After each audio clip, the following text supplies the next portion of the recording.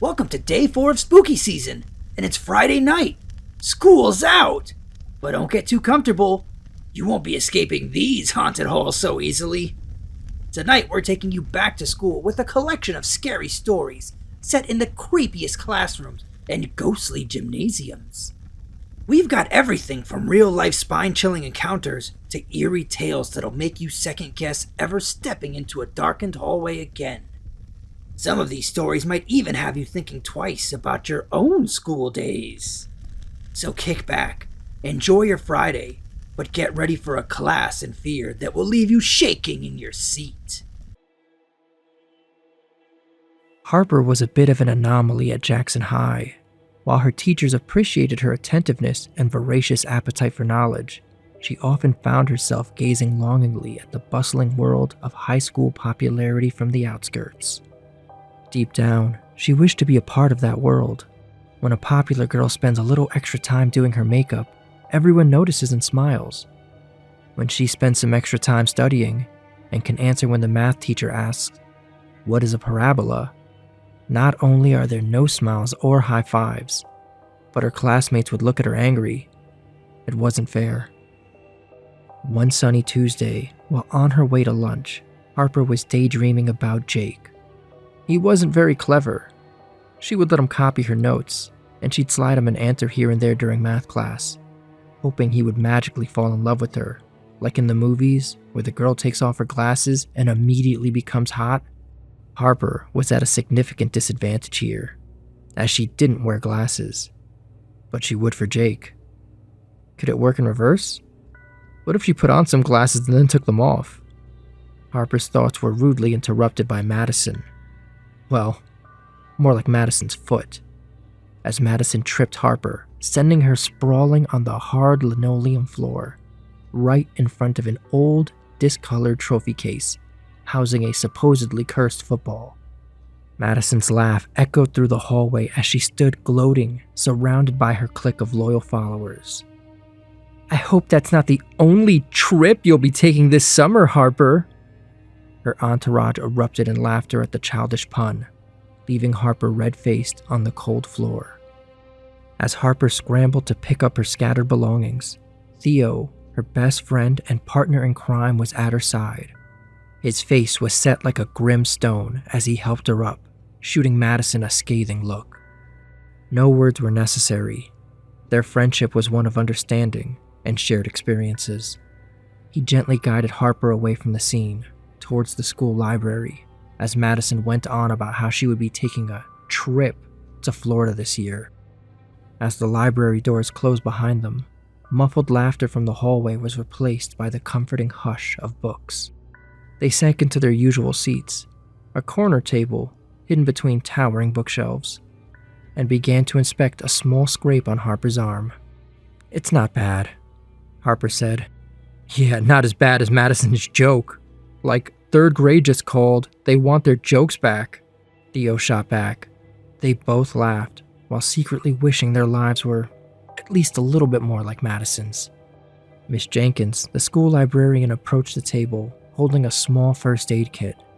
She was a sweet old woman with a soft spot for the studious pair, and she was well aware of the social trials the young girl faced. To take Harper's mind off the incident and provide a productive distraction, Miss Jenkins cleverly proposed an idea that she'd been toying with for a while. "You know, dear, I've been thinking," she said as she offered the first aid kit to Theo. "Our students could use some positive inspiration. Wouldn't it be great if we put together a showcase of Jackson High's accomplished former students? It could remind everyone that even in this small town, great things are possible. We could have it right here in the library. It would take some work, but I'd really like to have it done. Maybe you could help and head up the project, Harper?" "Wow, that would be great," Theo exclaimed. "The athletes get their trophy cases. There should be something for academics in here, in the library." Harper's eyes lit up. She eagerly agreed and looked forward to burying herself in a project that allowed her to shine a little. Enlisting Theo's help, they embarked on the task, which involved digging through old yearbooks and newspapers archived in the school library. Miss Jenkins was delighted by the pair's enthusiasm and led them to a seldom visited section of the school library. "Where are we going?" asked Harper. "We're going, well, actually, I'm not really sure what to call it. I guess it's a back room. It's where we keep the old textbook and large quantities of mandatory reading books. We have 600 copies of Romeo and Juliet, 200 copies of Mice and Men, close to 600 copies of Frankenstein. That reminds me, I need to order more. A few fell apart this year. Anyways, we have some newspapers about the school's alumni, and we should have a copy of every yearbook the school's ever printed. Those are the things you'll both need. Please be very careful not to mix up the regular books. It's part of my job to keep an accurate count of them." As Harper and Theo followed Miss Jenkins towards the back of the library, they found themselves at a door they had always assumed was a supply closet. Harper exchanged a curious glance with Theo as the librarian inserted a key into an old-fashioned lock, the metallic click echoing slightly in the quiet surroundings. Turning the handle with a creak, Miss Jenkins pushed the door open, revealing a room shrouded in darkness. A hint of anticipation curled in Harper's stomach as the librarian gestured for them to step inside, but not without a word of caution. "Now you two be careful. The light switch is all the way across the room. It's a bit of a maze in there." With the shared sense of adventure, Harper and Theo entered the room, the door closing behind them with an ominous creak. A thick layer of dust covered everything, hinting at the room's long disuse. In the dim light, filtering in from a small window, the space seemed to stretch into a labyrinth of bookshelves. The air smelled of old paper and ink, a little musty, but not unpleasant, almost like a treasure chest waiting to be discovered. They navigated through the dark and made their way to the other side, their hands brushing against the rough edges of countless books. When Theo finally found the light switch and flicked it on, the room was instantly transformed. What had seemed like a creepy, forgotten storage was now a place of wonderment. Rows upon rows of bookshelves towered over them, filled with a sea of colorful book spines. Stacks of textbook, worn by the passage of time, arranged in orderly piles, littered the area. To one side there were shelves full of bundles of newspapers, their yellowing pages filled with the stories from Jackson High's past. But what caught Harper's eye was a series of shelves filled with yearbooks, each one a time capsule of a bygone school year. She stood there, admiring their ornate bindings. It's too bad they don't make books like this anymore. Harper, unable to contain her curiosity, reached out and pulled a yearbook from the shelves. It was a copy from the year 1923. The cover was a deep, faded burgundy, the once gold embossing now barely visible.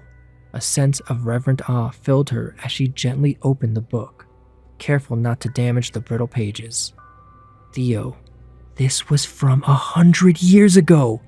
Can you believe it?" The pair, filled with awe, slowly turned the pages and examined all of the black and white photos of the students. Their clothing, hairstyles, and even the tone of messages scribbled onto the pages were a testament to a time gone by. Harper's eyes were drawn to a picture of a young man standing solitary among the other students. His name, printed beneath the photo, read, Oliver Wren. There was a distinct look in his eye, an uncanny intensity that seemed to reach out from the sepia-toned photo. What intrigued Harper most, though, were the notes he had written in the margins of the yearbook, which apparently was his. He'd written predictions, bizarrely specific and eerily accurate, pertaining to the events that would unfold in the town's future. A major flood in the 1940s, a fire at the town hall in the 1960s, the unprecedented snowfall in the summer of '88. And most unsettling of all, every single prediction they could verify corresponded with an actual historical event. Her and Theo carefully looked through some of the old papers, which also confirmed several predictions. The peculiar thing about Oliver Wren was, Harper realized there were no messages to him from his classmates. Not a single note. This was highly unusual, considering it's customary for classmates to leave each other messages in yearbooks. Harper couldn't shake off this growing sense of unease. Then she saw one prediction that sent chills down her spine. A century hence, Nicholas Gimble, the heartbeat of the chessboard, shall meet a most unfortunate fate. Theo, isn't Nicholas Gimble the name of the current chess team captain? I'm not sure. I know his name is Nicholas. I have bio with him next period. I'll ask him then. Or I guess I have bio with him now. I'll see you after class and let you know what he said. Harper stood behind. She had a study hall period, but honestly, she was so intrigued by the old yearbook, she would have cut class if she had to. She flipped through more pages. She noted that Oliver Wren was involved in several clubs, like the chess club and the literary society, and always in leading positions. There was something about him that stood out, and not just because of his eerie predictions. There was a mysterious aura about him, an unknown factor that made Harper want to delve deeper into this century-old enigma. She decided she would read the yearbook and all of his notes cover to cover, and then see if he went on to do anything noteworthy. Maybe he could be a part of Miss Jenkins' project. For the next hour, Harper found herself engrossed in Oliver Wren's notes, each one as intriguing as the last, outlining a whole range of events set to take place a century hence. Now. Some seemed far-fetched, like a tiger escaping from a visiting circus and roaming the town, while others, like a future student solving an age-old mathematical conundrum, felt plausible. One note in particular caught her attention. It mentioned a girl named Madison, a girl who walks in beauty but harbors cruelty, causing turbulence in her wake.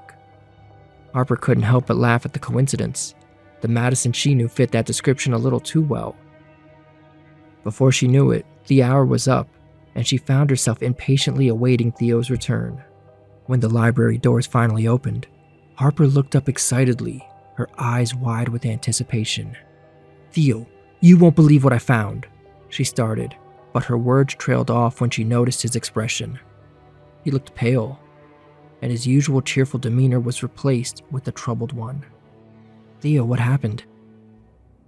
"It's Nicholas." "Oh my God, is his last name Gimble?" "I never got to ask him. Before I could, during bio class, he collapsed. It looked like he had a heart attack," Theo stuttered out, his face a mask of worry. Harper's heart dropped. She was speechless, her mind racing back to Oliver Wren's prediction. A century hence, Nicholas Gimble, the heartbeat of the chessboard, shall meet a most unfortunate fate. But he's just a teenager," she whispered, staring at Theo in disbelief. The coincidence was terrifying. A shiver ran down Harper's spine as she realized that they were dealing with something much bigger than a high school showcase. Harper and Theo decided to read through the yearbook again, this time paying close attention to each prediction as they flipped through the pages. Harper's hand trembled as she turned to a prediction that sent a wave of dread coursing through her. As her eyes scanned the lines written in that familiar yet distant handwriting, she read it out loud to Theo. "As the clock strikes 3, 100 years hence, underneath the Star of Jackson, the assembly shall commence. Laughter and cheer fill the air, yet the reaper's shadow lurks in the glare. A tumultuous roar, the ground shall quake, and unseen forces their presence stake, a calamity unseen behind the jovial mask. The Star of Jackson and crimson will bask." The last line was underlined, followed by a small sketch of a reaper's scythe beside the school bell. The words "End of Year Assembly" were circled at the top of the page, with an arrow pointing to the scythe. Both she and Theo sat there frozen, the ominous prediction hanging in the air between them. The specificity of the disaster, especially the reference to the Star of Jackson, the school's emblem, gave them chills. The thought of their school, their friends being part of a catastrophe was unthinkable. The yearbook, with its worn-out pages and sepia-toned pictures, suddenly felt like a ticking time bomb in Harper's hands. It could be wrong, right? We haven't been able to verify everything Oliver wrote, and he wrote so much. If I filled a bunch of margins in a yearbook with predictions, Some of them would come true, but most of them wouldn't. Theo turned the page and looked like he was about to cry. No, Harper. Look. Miss Jenkins, Harper read out loud, her voice trembling. Her throat felt dry. Her heart pounded in her chest like a wild drum. She felt the cold edge of fear snaking its way up her spine as she traced the lines of text with her finger, her mind refusing to believe the words her eyes were seeing. Beneath her fingertips, the aged paper felt colder now. The once crisp black ink, now faded with time, spelled out a dire prediction, a tragedy involving their beloved librarian. Each word was like a punch to the stomach, every sentence a horrifying premonition. The words were cryptic, yet terrifyingly specific. Harper cleared her throat and started again. Miss Jenkins, in the quietest corner of this sacred shrine, the silent guardian will fall when the clock chimes 9. Beneath the willow shadow and the moon's soft light ends the journey of the keeper of the light. Harper's breath was frozen, and her heart was aching. Miss Jenkins always had a kind word and was quick with a helping hand. The thought of anything happening to her was unbearable. The mere prospect, enough to bring tears to her eyes. Sitting beside her, Theo was pale, his eyes wide in shock. His hands were clenched in tight fists, his knuckles white against his brown skin. His usual playful demeanor was replaced by a look of fear and concern. He looked at Harper, his eyes mirroring her terror. "Are we supposed to tell her?" he whispered, his voice barely audible. "Would it do any good? What if telling her scares her and it makes things worse?" Harper and Theo were scared. Harper chose to take the yearbook home. Theo looked a bit worried, but didn't say anything. Harper seemed to know what she was doing. At least she looked more confident than Theo felt. And Theo trusted her. Theo's focus was everywhere that night. His mom thought something was wrong with him. He kept exhaling hard, like he was in pain, but when she would ask, he insisted he was fine. He helped her set the table. He played with his little sister. When his dad turned on the news, instead of running off to his room like he usually does, he sat down and watched with him. Midway through the 5 p.m. news, he got a text from Harper. "Call me." Theo quickly excused himself and called her. Harper sounded relieved and told him not to worry, that she had found something on the internet about cursed objects. Apparently, one way to get rid of a curse was to set the cursed object on fire. Theo was surprised to hear Harper say these words so casually. "Do you need me to come over and help?" "Nope, I already did it," Harper replied.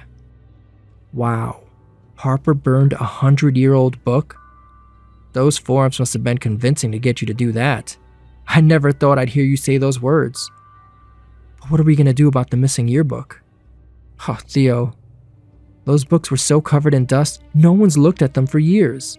Maybe even before Miss Jenkins started working in the library. We can just say it wasn't there when we got there. And you're sure?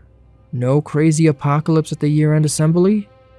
Well, I'm not 100% sure, but we can cut if you want to. Theo felt a mix of relief and nervousness, but for now, he chose to trust Harper. They had done what they could. Now they could only wait and see. The following day at school, the atmosphere was unexpectedly lively. To everyone's surprise, Nicholas Gimble, the chess team captain, was back. His robust figure stood tall in the corridors, a picture of perfect health. He spoke excitedly about his experience in the hallway. The doctors were certain it was the end for me, but last night, at exactly 5:15 p.m., something changed. I can't explain it, but I just started to feel better. The doctors were baffled. I've been labeled a miracle. The news quickly spread through the school. A murmur of awe resonated through the hallways, carried along with the tinkling laughter and chattering voices of students. When Theo finally heard the news, he shared a glance with Harper. His eyes sparkled with relief, and there was a newfound energy in his steps. The ominous yearbook prediction had not come true. Nicholas Gimble was okay, standing in their midst, as lively as ever. That was crazy. But you totally did it, Harper. Oh, thank God. I watched the news with my dad last night. It was so bad.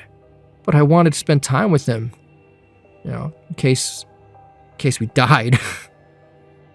The two of them laughed and spent the next few days working on Miss Jenkins' project. A few days later, things still appeared to be fine as the year-end assembly commenced. Harper and Theo sat nervously. Yes, things were going well, and Nicholas was still healthy, but it was just one of those things that was going to scare them until it didn't anymore. Their eyes continually darting to the clock on the wall. Every sound, every movement seemed to carry the weight of a possible disaster. The seconds ticked away, painfully slow, each one seeming to drag the assembly closer to the ominous 3 p.m. deadline. But as the clock finally struck 3, nothing happened. The students cheered and clapped and left the auditorium with the class and coordination of a pack of 500-pound clumsy puppies. Theo exhaled. Relief washed over him. He turned to Harper, his eyes brimming with gratitude and admiration.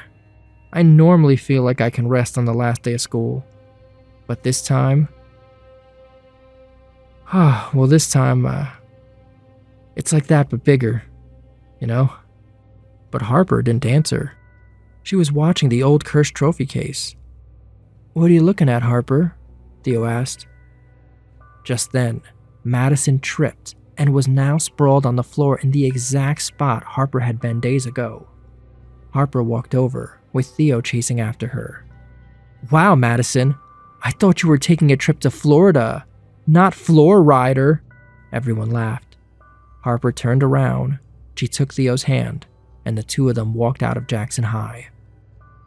Back at home, Harper sat on her bed, the 1923 Jackson High yearbook open beside her. She glanced at the pages. Oliver Wren's eerie predictions, all scratched out. She took a deep breath, her pen in hand reaching out to write something in the margins. She hadn't noticed the figure standing in her doorway, watching her.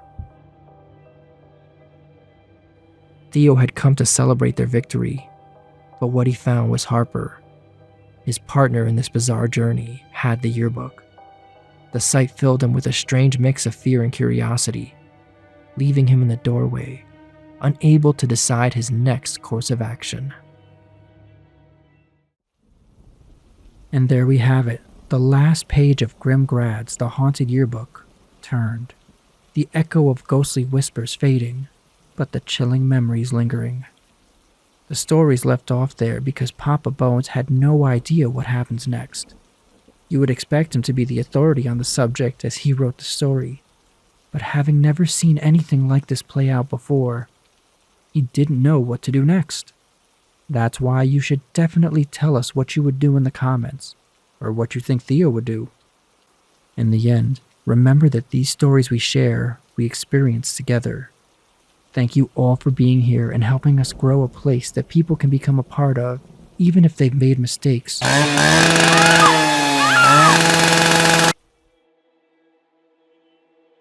With the threat of final exams looming, Alex found himself worrying to the point he was unable to study. But it wasn't just studying. He couldn't do anything, it seemed. Every Thursday he had band practice.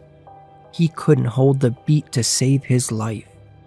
His bandmates were really nice about it. "Don't worry about it. Go home, study, ace that final, and we'll be back playing next week." It was really nice of them to say, and Alex tried. But there he was, in the school library, and he just couldn't focus. He kept thinking about what would happen if he failed history. He'd already spent endless evenings trying to memorize historical dates and events, but they all just continued to blur. In contrast, his friend Lisa was breezing through her studies. Her confidence was evident in the way she casually flipped through her notebook pages. Alex's brows furrowed as he tried to go over the material again. Lisa leaned across the table and whispered, "You're not still stuck on history, are you? It's like your Achilles heel." She let out a little giggle. Alex looked up at her, clearly stressed. "Sorry, small history joke. It's okay." It was funny. I'm just not in a laughing mood. Miss Cantavi hates me. The final is 50% of my grade, and my last test in class. I have good reason to be worried. I'd do anything to ensure a passing grade right about now. Study at the lucky desk, Lisa replied. The lucky desk? Yeah, the lucky desk. That old desk in the corner?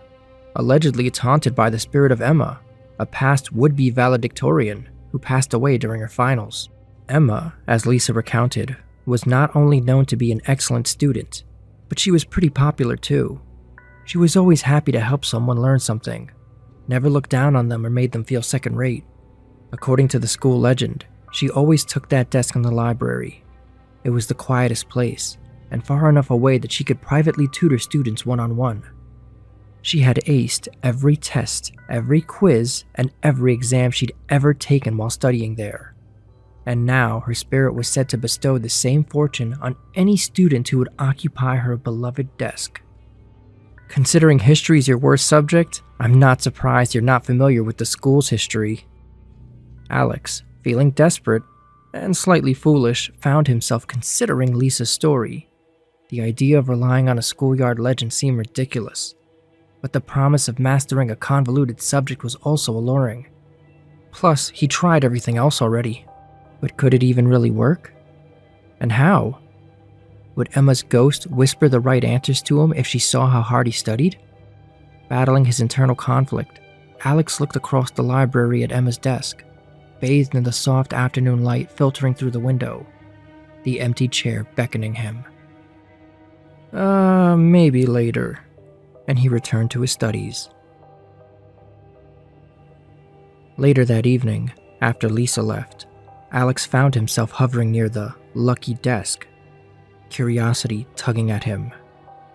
The whispers of students studying around him seemed to fade away as he neared the corner where it was. It was as if the desk had a strange pull of its own. Thinking about trying your luck? Came a voice from behind. It was Miss Johnson, the school librarian. A twinkle in her eye suggested she knew exactly what was going on in Alex's mind.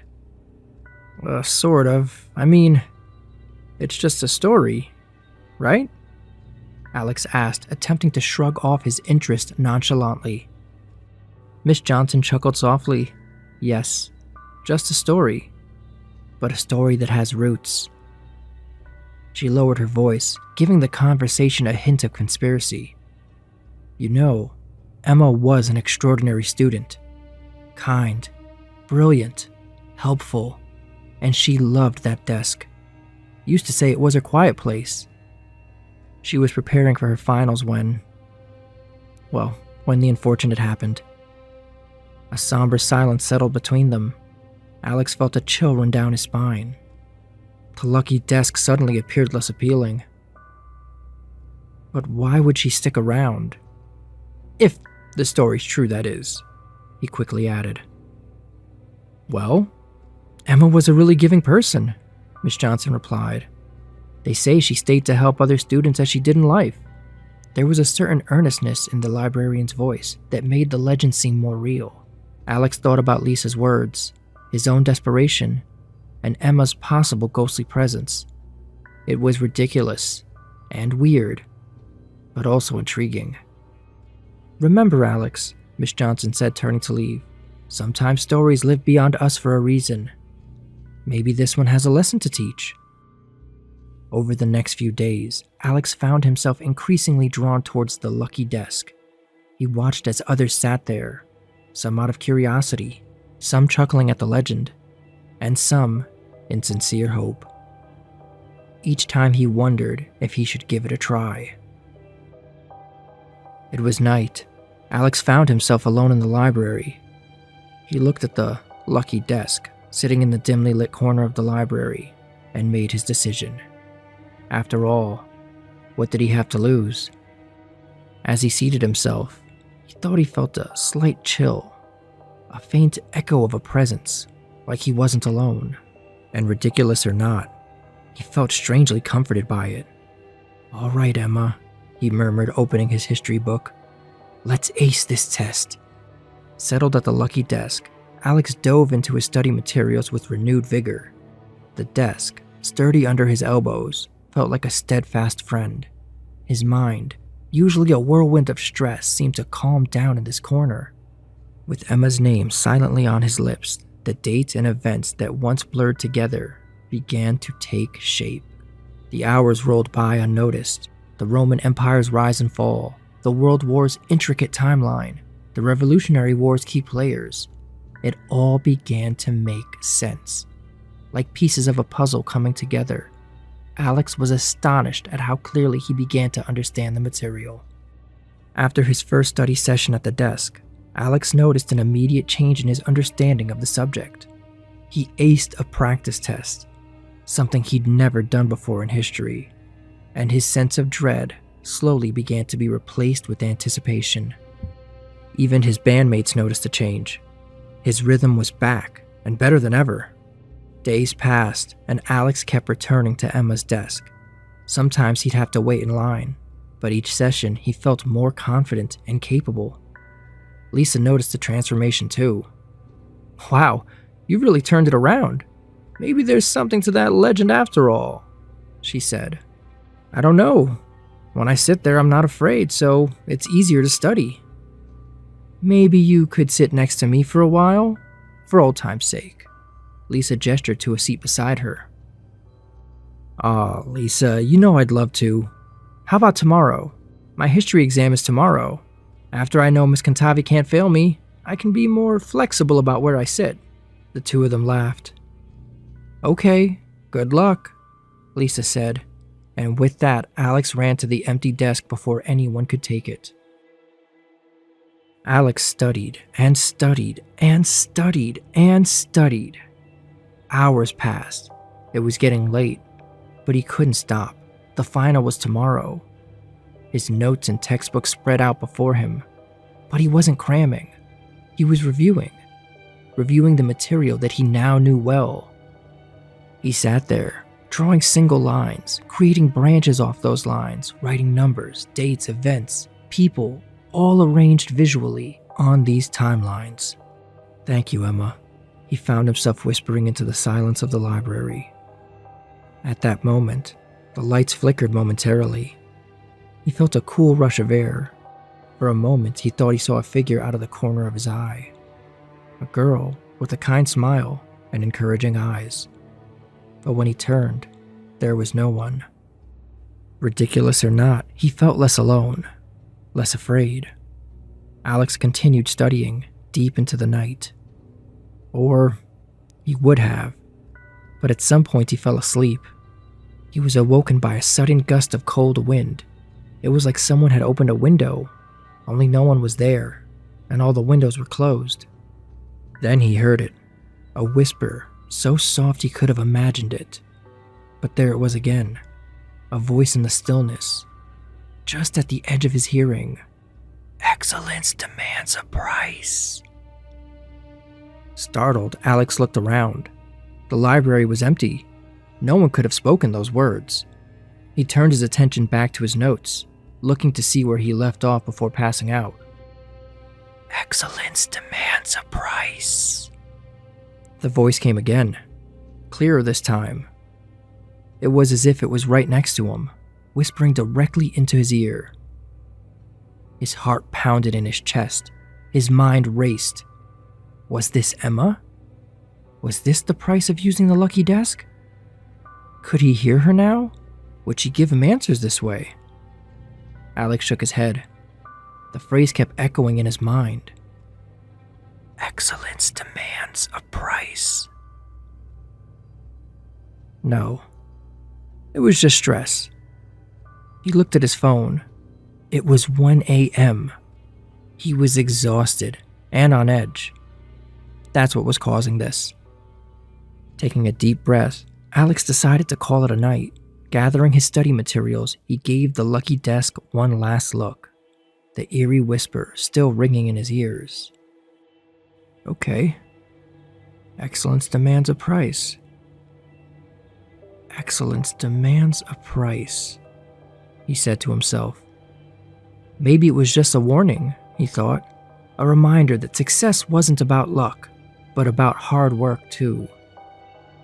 Morning arrived sooner than expected, much sooner, and Alex managed to sleep past his alarm.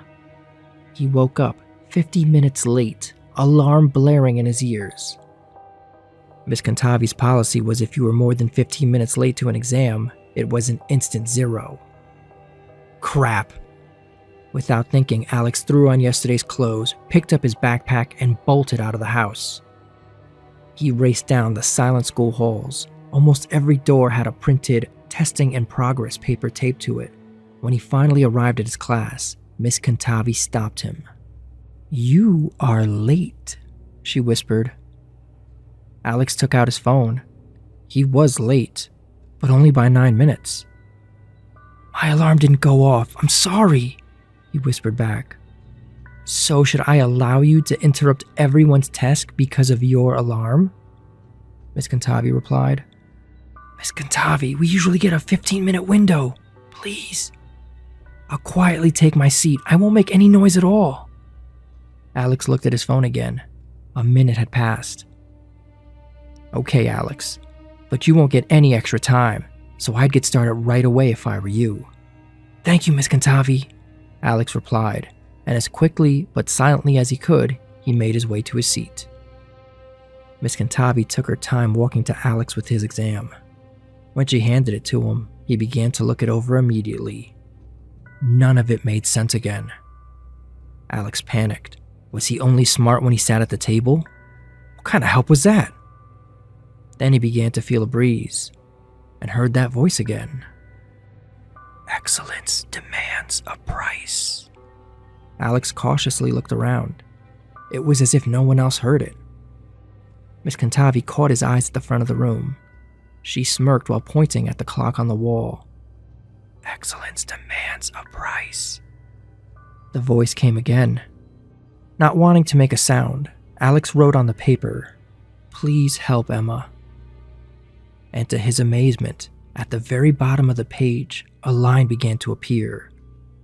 After the line was solid, branches started coming off of it. Alex excitedly began filling in the events and dates. Then another line appeared, and another. Alex filled all the timelines in. After filling them all in, Alex was able to remember everything he'd studied. His mind seemed sharper, the answers coming to him with surprising ease. But just as he was about to submit his paper, a sudden chill came over him, and an eerie stillness. His heart pounded in his chest. His hands went clammy. "Are you sure? Excellence demands a price." The whispered warning echoed in his ears. He looked around, half expecting to see a figure of Emma standing there. But she wasn't. He was surrounded by his classmates, who were oblivious to his internal struggle. With his heart pounding in his chest, Alex stared at his completed test paper. Doubt started creeping in. What's the price he would have to pay? Was it worth it? Either way, it was too late now. What was he supposed to do? Tell Miss Cantavi a ghost helped him cheat? That he would need to take the test over? If that wasn't the highway to earn an F in history, he didn't know what was. What was done. He took a deep breath and submitted his paper, marking the end of his battle with the history final. 3 days later, the test results were posted. Alex had not only aced the history final, but scored the highest grade in his class. The realization sent a jolt of euphoria through him. He'd done it, thanks in part to the lucky desk. Or thanks to Emma. At least that's what he liked to believe. Alex wondered if there were limitations to what could be done. If he just studied there always, would he ace every exam? It worked for history, and that was his worst subject. But it wasn't time to think about that now. Now it was time to get back to doing what he enjoyed. Alex was about to surprise visit Lisa to tell her the good news, but he couldn't remember where she lived. He'd been there dozens of times. He probably just needed to rest, but he wanted to tell Lisa before she asked him, so he stood still for a moment and focused. And there it was, Lisa's address. Quick as he could, he went over and told her the good news. "I knew you could do it, Alex. You really gave it your all. You deserved that A." Alex blushed. Hey Lisa, we should grab a pizza and celebrate. Alex was so excited the words nearly bursted from his mouth. That sounds great! Is the band not meeting today? It's Thursday. The band! I'll be late! Don't worry, come by afterwards and we'll order that pizza. Alex never forgot band practice, but Lisa was so calm and sincere. She was like an angel, reassuring him. I'll be back, Alex shouted as he ran out the door. Alex arrived at band practice, but he didn't have his sticks, and he looked a little disheveled. Hey man, you alright? I'm great. I aced that final. That's what I'm talking about. We never doubted you. You look a little tired though. We can postpone till tomorrow. I already spoke to the... No way, I've been itching to play all week. I'll just need to use whatever sticks are here. I accidentally left mine at home today. But his hands fumbled on the drums. Even simple beats he'd played effortlessly for years suddenly felt alien. His bandmates looked at him puzzled, asking again if he was okay. Hey, are you high? Me? No way. I'm a straight edge, you know that. Well, yeah, I know that, but you're not even moving like you normally do when you drum. Alex could tell something was wrong, but even worse, it was like he didn't care. The lift he would get from playing drums just wasn't there. Alex told the band that he was going to go home and rest, then excused himself and called Lisa. It turns out I'm going to be there a little earlier than I thought. Awesome, I'll order the pizza now. It might get here before you do. When he arrived, the pizza guy was at the door. Lisa ordered his favorite, hot Hawaiian, ham, pineapple, and jalapenos. They sat down and started eating. Alex took a bite as Lisa started going on about her day. But the pizza was tasteless. And Alex couldn't focus. It was like he could hear what she was saying, but wasn't listening to what she was saying. She looked so excited. Listening to her happily talk about her day and things she was planning was one of those really special things to Alex. What was wrong? Then he heard that voice again, this time repeating itself. Excellence comes at a price. Excellence comes at a price. He tried again to focus, but it wasn't working. Tears welled up in his eyes. He couldn't even hear Lisa anymore. He watched her panic expression as she saw him tearing. She ran over to him. He could see her lips moving, but he couldn't hear anything she was saying. All he could hear was, excellence comes at a price, over and over. He squinted his eyes and covered his ears and hoped it would all just stop. When he opened his eyes again, he was on the floor. Oh my God, Alex, are you okay? He nodded yes. Lisa's voice never sounded so good. I called an ambulance. I think you might have had a nervous breakdown. You just passed out. Oh, what? Thank you. I feel okay. Why don't you tell me what you were saying before until the ambulance arrives? And they check me out. Oh, well, I was just telling you that I read this amazing article today about bees. Alex, you wouldn't believe how complex their societies are. The queen bee, for instance, can lay up to 1,500 eggs per day. But did you know the queen bee can sail across the Delaware with George Washington in 1776? Alex's brows furrowed. And then there's the worker bees. They're all female, and they do all the work for the hive. They clean the hive, collect pollen and nectar to feed the colony. The hive works like a well-oiled machine, like the Industrial Revolution in the late 18th to early 19th century that transformed agriculture, manufacturing, mining, transportation, and technology. Alex was terrified, but could only nod along. Lastly, there are drones. Their main function is to mate with the new queen. Once they fulfill this function, they're not needed anymore. It's almost like they've played their role in history, like the Berlin Wall that separated East and West Germany from 1961 to 1989. Once it came down, it marked the end of an era. Alex sat there in silent dread. A chill ran down his spine as he realized the price for excellence.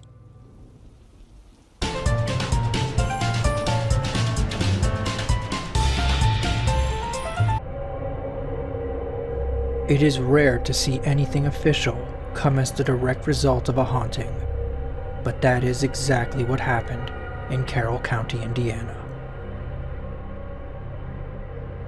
Carroll County, Indiana will be having a new schoolhouse built because its current schoolhouse is being haunted by the ghost of a murderer. Several years ago, Amer Green was lynched by a mob for murdering Luella Mabbitt. It came as a shock to all, as Amer appeared quite enamored with the young woman, and she him. Once caught, the mob dragged him to a tree in the Walnut Grove schoolyard to be hung. Since then, the children have been filled with superstitious terror. Many parents are also uncomfortable with the event, and as a direct result, many were not sending their children to school. The children, however, were not the only ones affected. The teachers in the school also reported hearing sounds around the building that could not be accounted for. Maybe one of the strangest occurrences is the tree itself. Its leaves never came back after the lynching.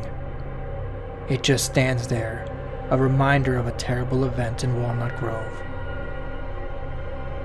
Trustee Jesse Martin of Jackson Township has given a contract for the building of a new school for Walnut Grove because of the hauntings.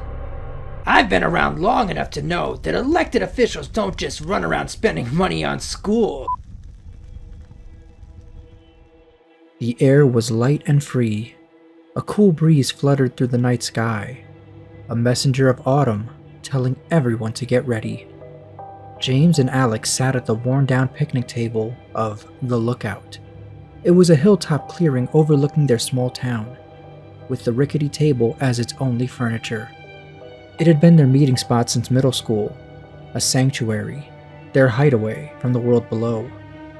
Judging by the initials and declarations of love carved into the wooden surface across the years, it was safe to say it was a special place for a lot of kids in Maplewood.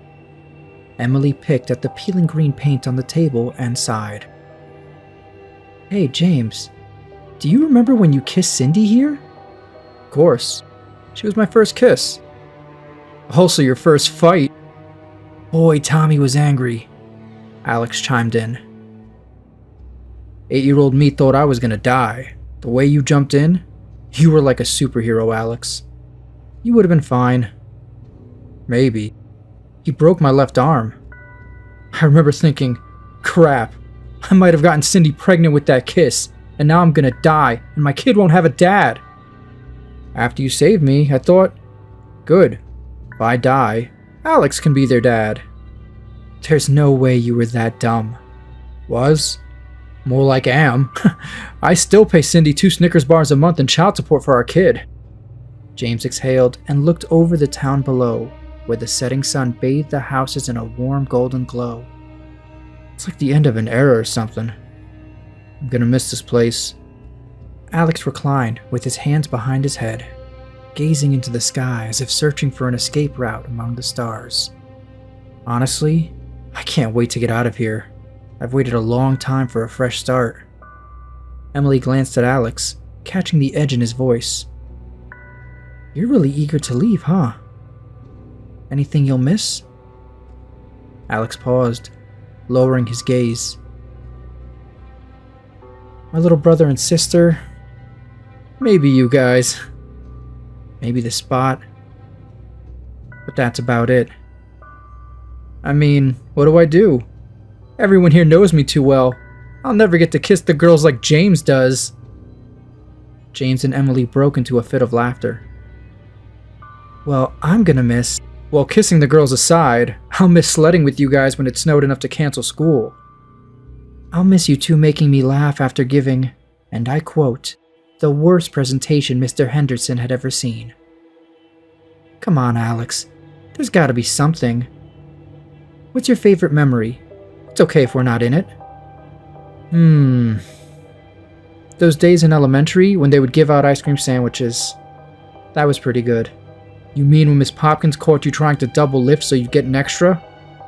No, after that. When she started sneaking me 2 at a time. She'd give me a quick wink, like we were secret friends. I knew it! I didn't lie. I just didn't inform you guys of my change in ice cream circumstance. It was just easier to have you guys think I was stealing them. She was sweet.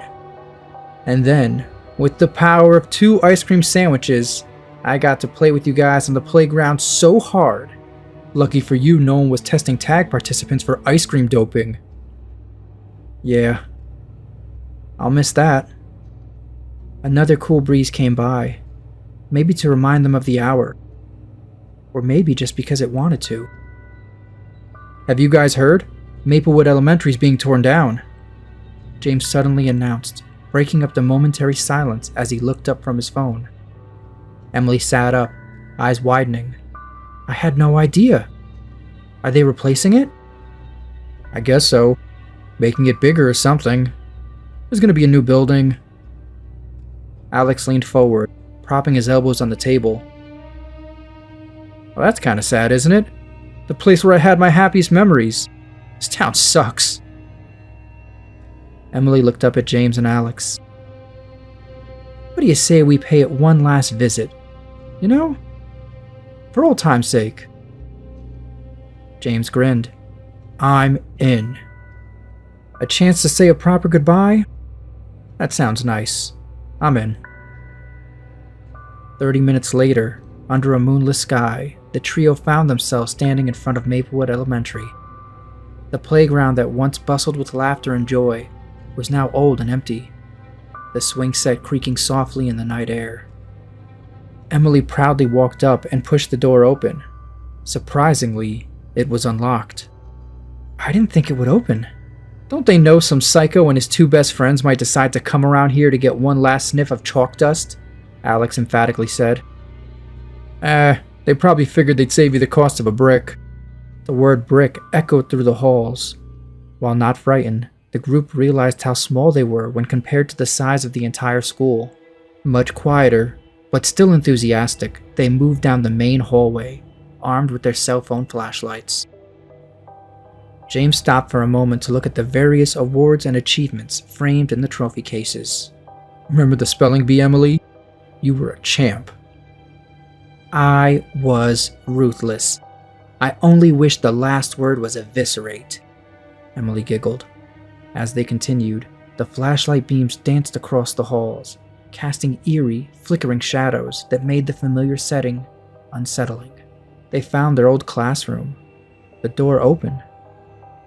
Stepping inside, they took in the empty chairs, the worn-out chalkboard, the bulletin board with the remnants of last year's class projects. This is so surreal, Emily breathed out, running her fingers along the edge of a desk. Alex sat on one of the chairs, taking a deep breath, as if inhaling the years that had passed. It's all so small now. Yeah, we've grown, James said softly, peering out the window. Emily felt a lump forming in her throat. I wish we could go back, even if just for a moment. Do it all over again, make different choices, appreciate what we had when we had it. The room fell silent, each absorbed in their own reverie, not noticing the sudden drop in temperature, or the low creeping sound that started to drift in through the open window.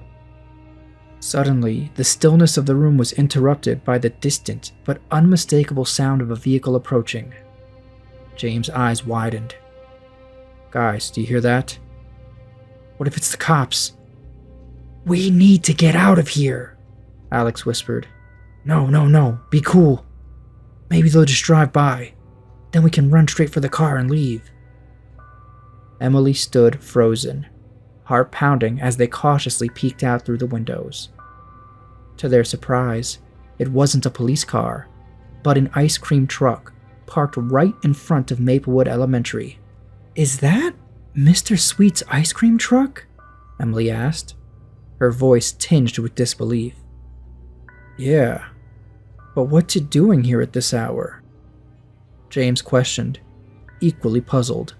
If there were any doubts, they were immediately put to rest when the ice cream truck's jingle began to play.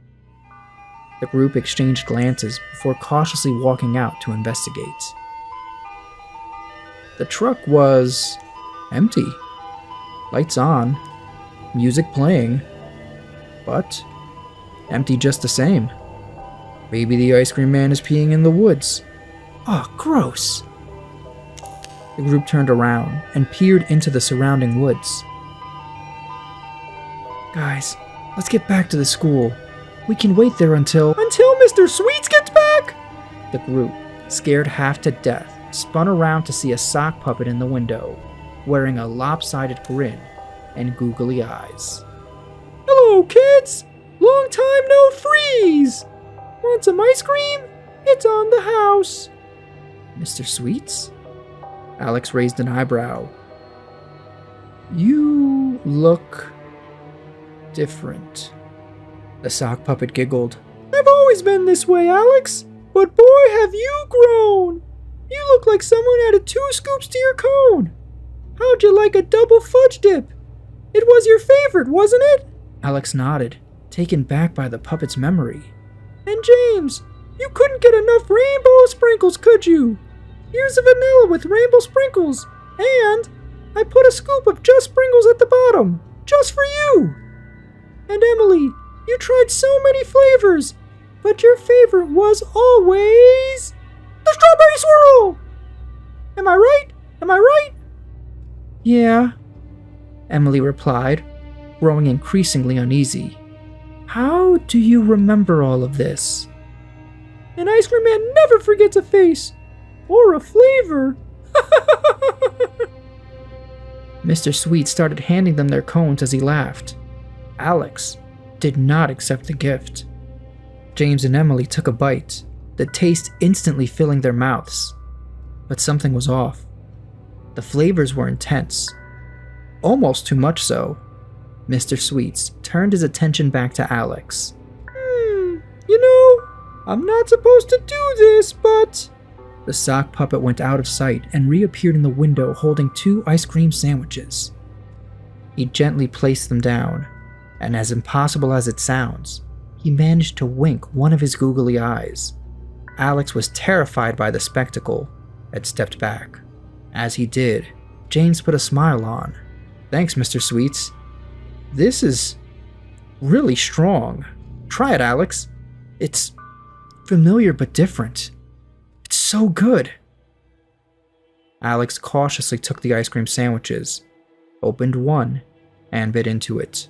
Just as James noted, the flavor was strong, but so good. Exciting. Incredible. That's right, Mr. Sweets replied. Strong enough to bring back memories. Or maybe even more. The sock puppet replied cryptically, its googly eyes seeming to stare into their souls. Is there something you guys want to do now? Do? Now? Emily was clearly confused. Yeah, like play a game? I know at least one of you now has the power of 2 ice cream sandwiches. Alex calmly replied, no, I'm good. Thanks. But inside he was terrified. Who was this guy?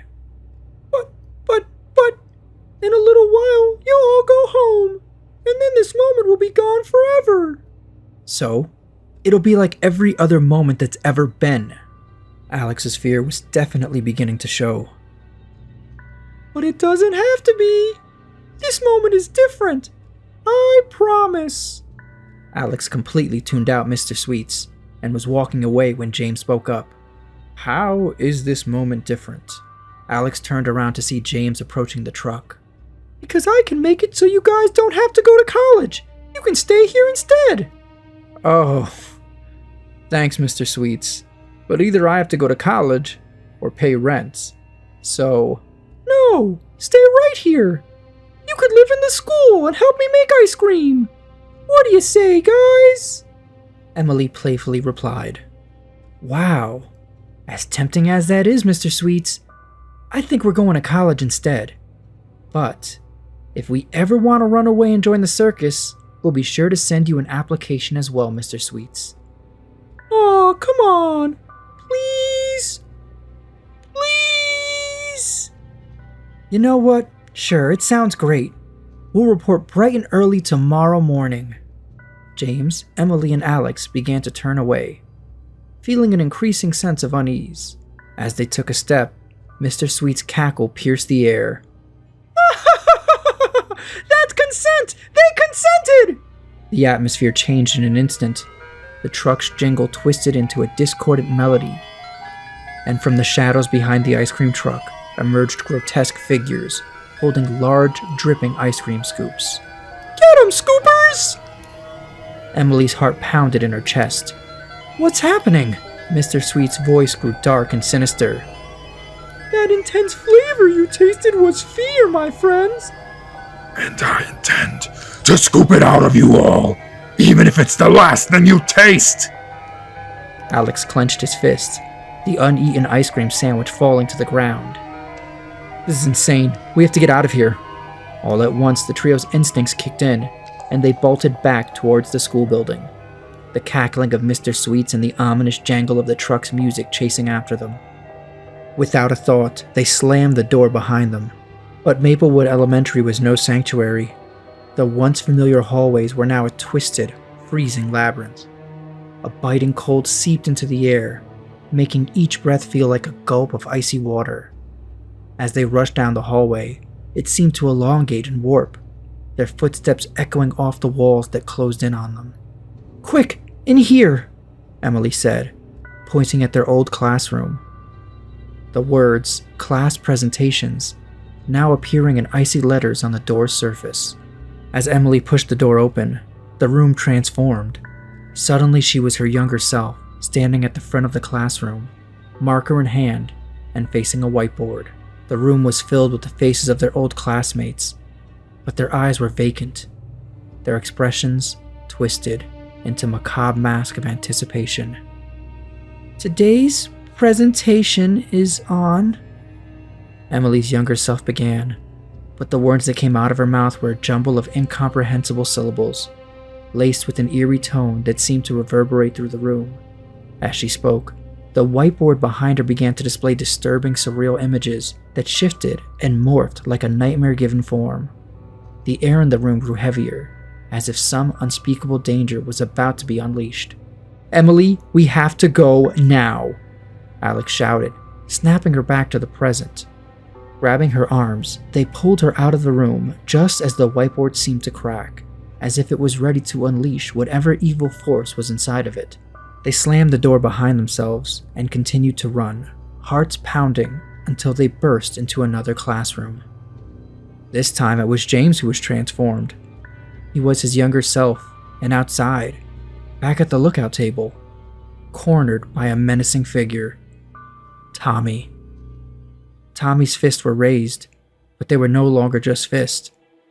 They were like oversized fleshy sledgehammers. James looked up at Tommy terrified, when Emily cried out for him and pulled him back into the hallway. Just as Tommy swung down his monstrous mallets, missing James by mere inches and smashing the green table into splinters. The three of them were now gasping for air in the hallway. We can't keep running into the rooms. We need to hide. We're Mr. Sweets and the Scoopers. Come back, kids! Don't be scared. I have some nice ice for sale. Only 10 cents a pail. He's getting closer. Come on, we don't need a good room. We just need one we can hide in. Frantically, the three of them rushed through the icy labyrinth of hallways, finally diving into a classroom that seemed almost normal, until the door closed behind them. The room then morphed, its walls becoming walls of a home, but not just any home. It was Alex's childhood home. Alex found himself transformed into a young child, staring up at the towering figure of his father. The atmosphere was stifling, thick with tension and a cloud from his dad's chain smoking. His father's presence was overpowering. He appeared to cast shadows in every direction at the same time. When James and Emily tried to speak, they were immediately transformed into children too. They began shouting for Alex, but were unable to get his attention. Not only were they so small compared to his dad, neither of them were able to make a sound. No matter how hard they yelled, even though their mouths moved, no sound came out. Paralyzed by fear, Alex felt a warmth spread down his legs. He peed himself. This only seemed to fuel his father's rage, which somehow led him to becoming even bigger and scarier. The room seemed to close in around them, each object now pulsating with the same darkness that seemed to be controlling Alex's father. Emily, still voiceless but determined, darted to Alex's side. She grabbed him with all of her strength. Clearly, she was just as scared as he was. James, also unable to speak, but fueled by the same courage, ran forward, widened his stance, and positioned his left arm to hopefully block or absorb whatever blow was coming his way. Alex's father either didn't notice or didn't care about these new obstacles. He rolled up his belt, preparing to strike not only his son, but anyone within reach. As he drew back his arm, his body continued to grow, shaking the entire room and resonating through the school. Feeling the tremble of the building, Alex untucked his head from Emily's arm and saw what was about to happen.